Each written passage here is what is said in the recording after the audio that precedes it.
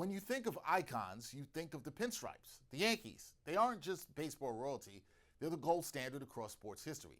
27 championships, countless legends. But the question is, who belongs on the Mount Rushmore of this storied franchise? Today, we narrow it down to the four faces that define Yankees greatness. Well, this was an easy one for me. I mean, Babe Ruth, greatest player of all time, Lou Gehrig, Iron Horse, Joltin' Joe DiMaggio, and of course the Mickey Mantle. I caught the tail end of Mantle's career.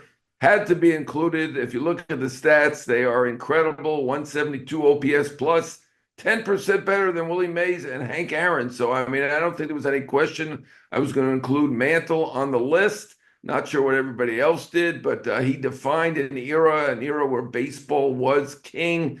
DiMaggio, we all know about the 56-game hitting streak, the incredible batting averages, amazing center fielder.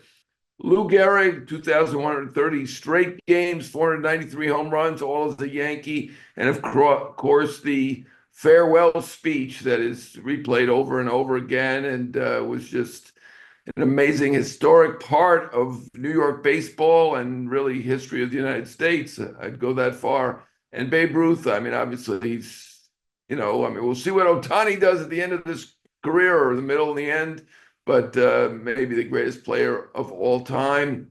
So to me, the Yankees were an easy one. Those were the clear top four guys that made the Mount Postmore. Easy for you to say, Mount Postmore. I want to say Mount Rushmore, but it's Mount Postmore. Starting it off, I had Babe Ruth, arguably one of the best players of all time. Obviously, when he came over to the Yankees, kind of changed set them on their winning ways, sent the Red Sox into a 86-year curse. But guys, obviously one of the most prolific power hitters of all time, 714 career home runs, ended his career with the highest slugging percentage of all time, highest OPS of all time. Is kind of a walking, kind of legend on and off the field, this oversized figure. So, there was when you talk about a Mount Rushmore for the entire game, he'd be on there. But obviously, he's the first guy you think of when you think of the Yankees history. So, he's obviously up there. Yeah. So next I have Mickey Mantle, obviously a guy who kind of was part of that dynasty in the 50s and 60s. He went to 12 World Series, won 7 of them. At the 3-time MVP as a switch hitting center fielder. That's a incredibly valuable guy. Won a Triple Crown in 1956 when he hit 352, 52 home runs and 130 RBIs. He is a guy. Not just a guy that won championships, but he was at his best in the World Series. Holds the records for most home runs in a World Series, most RBIs, most runs, most total bases. So a guy that, you talk about winning with the Yankees, but also winning when it counts or performing when it counts. He did that, almost more than anybody. Next guy would be Lou Gehrig, another, a guy that was almost overshadowed by Babe Ruth, but part of that murderers row team in the 20s.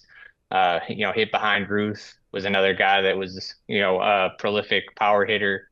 Won 2 MVPs, won 7 World Series, went to 9 World Series overall, so it's a pretty good rate of being able to win championships there. Hit 340 for his career, which is pretty amazing. And played obviously 2,130 consecutive career games, which that record stood for a while until Cal Ripken broke it. But it's a pretty incredible mark, and a guy that was playing every day and a huge part of that lineup. Hitting behind Babe Ruth. And then lastly, I got on my Yankees Mount Rushmore, I got Joe DiMaggio. His 56 game hitting streak seems like one of those records that may not ever be broken. Some guys, some have not even come close, but ventured that way and I haven't been able to do it. It seems like one of those records that may be standing for a long, long time. He's kind of an icon on and off the field, a 3-time MVP, won 9 World Series, second most behind Yogi Berra as a Yankee. So he's a 2-time batting champ. Just kind of another guy who's seems like one of those iconic figures on and off the field. And a guy who won a lot. So, between the stats that he put up, the hitting streak, and also just combining that with the winning, he had my fourth spot on the Yankees Mount Rushmore.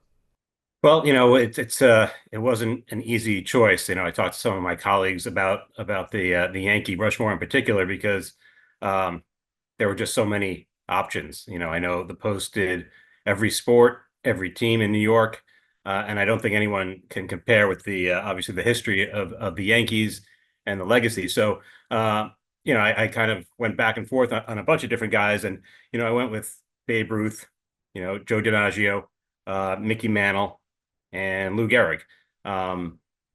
It's a very old-timey list, and I covered a lot of the people or some of the people that maybe got left off and won a lot of championships, and that wasn't easy to do.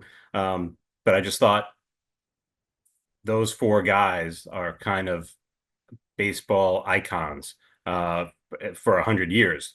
And when I think of Mount Rushmore, the actual Mount Rushmore, that's kind of what it is. It's not who's the newest or even who's the best. It's kind of an iconic thing. And I thought those are the four biggest names in Yankee history. So that's why I went with those four guys. So, four names: Ruth, Gehrig, DiMaggio, and Mantle. These aren't just legends. They're the foundations of the Yankees dynasty. But when it comes to New York sports, the debate never stops. Did we get it right? Should Derek Jeter, Mariano Rivera, or Yogi Berra be up there? Drop your Mount Postmore in the comments and keep the Bronx Bombers conversation going. And make sure to subscribe to Post Sports Plus for full access to this series.